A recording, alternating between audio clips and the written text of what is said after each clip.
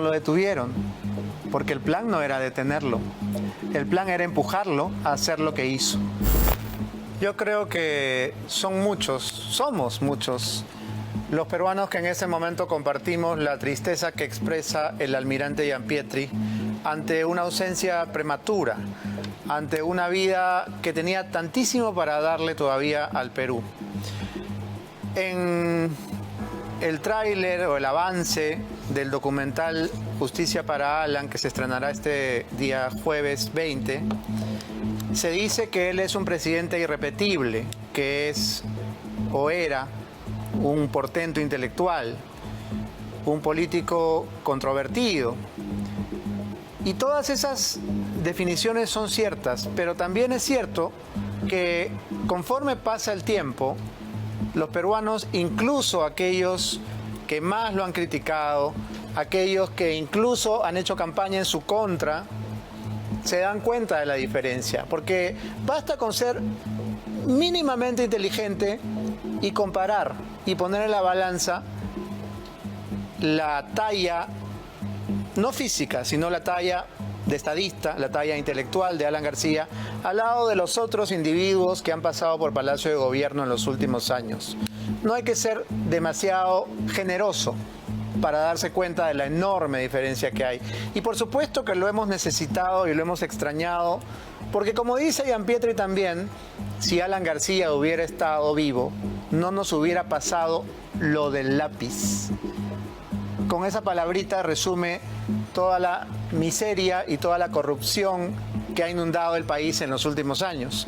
Pero hablando de miseria, no puedo dejar pasar por alto un momento de esta historia dramática, un momento que pinta de cuerpo entero a un sector de la prensa y a un sector de la política, que solamente vive de odios, de rencores, de ataques, y que disfruta cuando, al no poder vencer a sus rivales en el terreno del debate, de la intelectualidad, de las ideas, se solaza con su desgracia.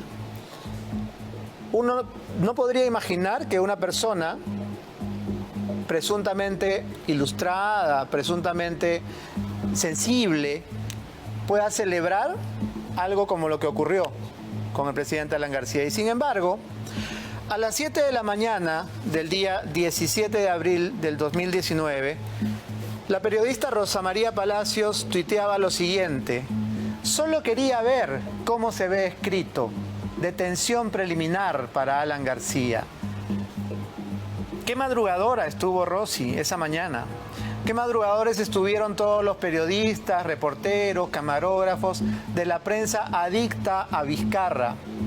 Porque ya sabían, porque ya la Fiscalía les había chorreado la información de que iban a allanar la casa del presidente.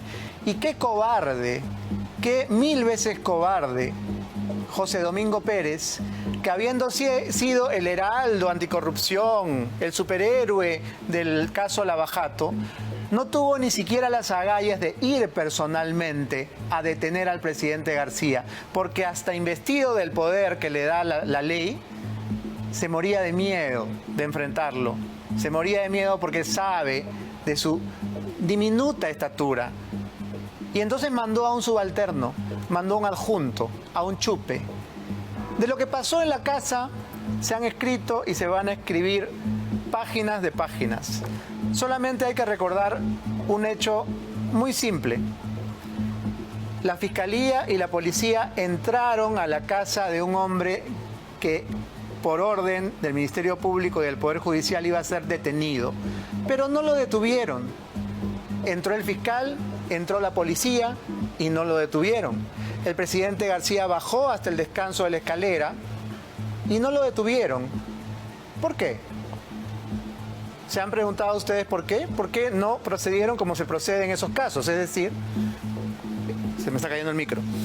En esos casos uno lo que hace es leerle sus derechos, ¿no? Decirle a la persona que está detenida, esposarlo y sacarlo. ¿Por qué no lo hicieron? ¿Por qué no lo hicieron si ya estaban en la casa, ya habían allanado, ya se habían encontrado frente a frente con el presidente? ¿Se han hecho esa pregunta?